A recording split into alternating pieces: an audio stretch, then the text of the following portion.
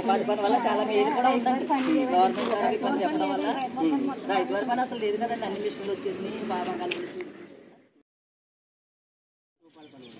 నేను ఎవరో తెలుసా? ఎందుకని తెలుసు సార్. ఆడిట్ చేయడానికి వచ్చారు సార్. ఆడిట్ చేయడం ఏం చేస్తాం? మా వల్ల ఏమైనా ఉపయోగం ఉందా అసలు? ఉంది సార్. మాకు డబ్బులు వస్తున్నాయా లేదా, లేకపోతే పని సరిగా వెళ్తున్నారా లేదా, లేకపోతే పని పిలుస్తున్నారా లేదని మీరు ఆడిట్ చేస్తున్నారు.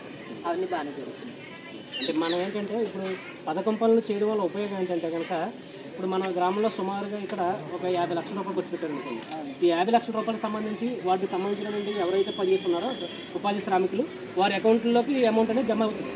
మీరు పనిచేసిన తర్వాత గవర్నమెంట్ ఏం చేస్తుంటే కనుక మెటీరియల్ గ్రాంట్ కింద మళ్ళీ గ్రామాన్ని అభివృద్ధి చేయడానికి 40% నిధులు మళ్ళీ పంచాయతీకి ఇస్తుంది. అంటే మీరు ఇప్పుడు 50 లక్షలు పనిచేశారు అనుకోండి, 20 లక్షల రూపాయలు మళ్ళీ పంచాయతీకి ఆదాయం వస్తుంది. అంటే మీరు 50 లక్షల రూపాయలు మన గ్రామంలో వేసెక్స్ ఎవరైతే ఉన్నారో ఉపాధి శ్రామికులు ఎవరైతే ఉన్నారో వాళ్ళకి జమ అయిపోగా మరలా డెవలప్ చేసుకోవడానికి అని చెప్పేసి మళ్ళీ పథకంలో గ్రాంట్ కింద 20 లక్షల రూపాయలు మళ్ళీ పంచాయతీకి ఆదాయం వస్తుంది.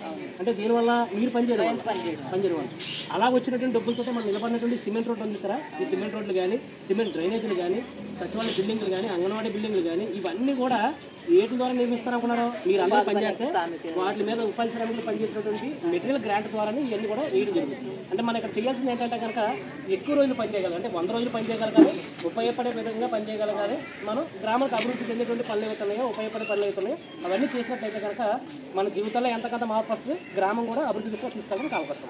ఓకేనమ్మా? ఇక్కడ నుంచి అయినా కూడా మీరు చేసే పనులన్నీ కూడా ఉపయోగకరంగా ఉండే విధంగా చూడండి. Thank you sir. నమస్తే సార్.